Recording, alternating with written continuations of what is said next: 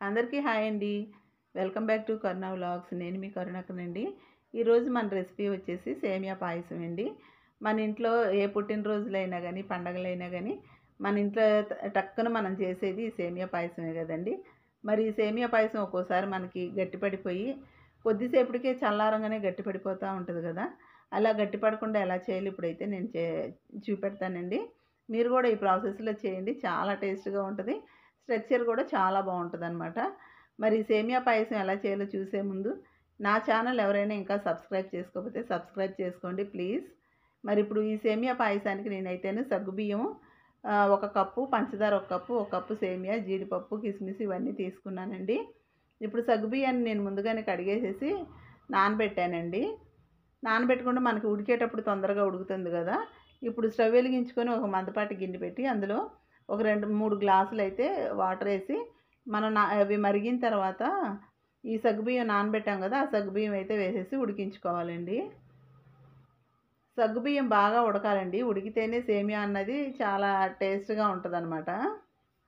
ఈ సగ్గుబియ్యం ఉడికింది అంటానికి మనకు గుర్తు ఏంటంటేనండి, మధ్యలో తెల్లగా అన్నది చుక్క లేకుండా ఉంటే సగ్గుబియ్యం ఉడికిపోయినట్టు అనమాట. ఆ చుక్క కనుక కనిపిస్తే మనకి అది ఉడకనట్టు అనమాట. ఇప్పుడు అవి ఉడికేలోపు మనం ఒక బాండి పెట్టుకొని అందులో ఒక 2 స్పూన్లు నెయ్యి వేసి జీడిపప్పు, కిస్మిస్ అయితే వేయించుకుందాము. ఈ కిస్మిస్ పొంగేలోపు ఈ జీడిపప్పు అన్నది వేగిపోతుందండి. కొద్దిగా ఎర్రగా వస్తే సరిపోతుంది జీడిపప్పు అన్నది. జీడిపప్పు మరీ ఎరుపు వచ్చేంత వరకు వేపితే అందులో వేడి ఉండి అవి మాడిపోతాయండి. ఇప్పుడు అవన్నీ తీసేసిన తర్వాత అదే నేతిలో నేను సేమియా అయితే వేయించుకున్నానండి. ఈ సేమియాను కూడా లో ఫ్లేమ్లో ఎర్రగా వేయించుకోవాలండి. మరీ ఎర్రగా కాదండి, కొంచెం గోల్డెన్ కలర్లోకి వస్తే సరిపోతుందన్నమాట. ఈ సగ్గుబియ్యం ఉడికిపోయింది కదండి, వెంటనే వీటిని వడగట్టేసుకొని దాని మీద చల్లటి వాటర్ అయితే వేసేయాలండి.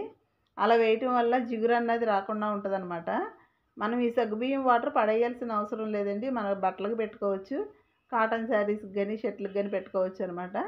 అదే గిన్నెలో ఒక గ్లాసు వాటర్ వేసి ఈ మనం వేయించుకున్నాం కదా సేమియాలు, ఆ సేమియాలు అయితే ఉడికించుకుందాము. వాటర్ అంతా మరిగాక వేయాలండి ఈ సేమియా అన్నది. నీళ్ళు మరగకుండా వేయకూడదు అనమాట, తొందరగా ఉడికిపోద్ది అప్పుడు నీళ్ళు వేడెక్కితే. ఇప్పుడు ఈ సేమియా ఉడికిపోయింది కదండి, ఇప్పుడు ఇందులో మనం ఇందాక ఉడికించుకున్నాం కదా వడగట్టి పెట్టిన సగ్గుబియ్యం అయితే వేసేసేయాలి. నేనైతే ఇందులోకి 1 కప్పు పంచదార తీసుకున్నానండి. పంచదార ఆప్షనల్ అండి. తీపి ఎక్కువ తినేవాళ్ళు ఎవరైనా ఉంటేనో మనం ఎక్కువగా వేసుకోవచ్చు, అక్కర్లేదు అనుకున్న వాళ్ళు తగ్గించుకోవచ్చు అండి. ఇప్పుడు ఇందులోనే నేను ఇందాక వేయించి పెట్టిన జీడిపప్పు, కిస్మిస్ అయితే వేసేసాను. బాదం పప్పు నేను ముందుగానే నానబెట్టి సన్న పలుకులుగా కట్ చేసుకున్నానండి. బాదం పప్పు అని పిస్తా పప్పు అవి అయితే వేసేద్దాం. ఇప్పుడు ఇందులోనే నేను పచ్చిపాలు అయితే వాడతానండి సేమియాకి. అది మీరు కాసినవి వాడతారా, పచ్చిపాలు వాడతారా, అది మీ ఇష్టం అండి. కానీ పచ్చిపాలతో చేసి చూడండి, చాలా టేస్ట్గా ఉంటుందండి. సేమియా కూడా చిక్కపడదు, రుచి కూడా చాలా బాగుంటుంది అన్నమాట. ఇలా చేయటం వల్ల ఈ పాలు పొంగాల్సిన అవసరం లేదండి, కొద్దిగా వేడెక్కితే సరిపోతుందన్నమాట. ఈ పాలు వేడెక్కిన తర్వాత కొద్దిగా మనం యాలకుల పొడి జల్లేసుకుంటే చాలా టేస్ట్గా ఉంటుందండి, ఫ్లేవర్ కూడా చాలా బాగుంటుందండి. ఇంక అంతేనండి, చాలా సింపుల్ అనమాట. ఇది పాలు కొంచెం వేడెక్కాక స్టవ్ ఆఫ్ చేసేసుకుంటే ఆ వేడికి పాలు పచ్చి అన్నది విరిగిపోతుంది, చాలా టేస్ట్గా ఉంటుంది. చూసారు కదా, ఇలా ఈ ప్రాసెస్లో చేయండి మీరు. సేమియా అన్నది గట్టిపడదు అనమాట సాయంత్రం వరకు కూడాను. రుచి కూడా చాలా బాగుంటుందన్నమాట. నచ్చిందా అండి? నచ్చినట్లయితే నా ఛానల్ ఇంకా ఎవరైనా సబ్స్క్రైబ్ చేసుకోకపోతే సబ్స్క్రైబ్ చేసుకోండి ప్లీజ్. Thanks for watching.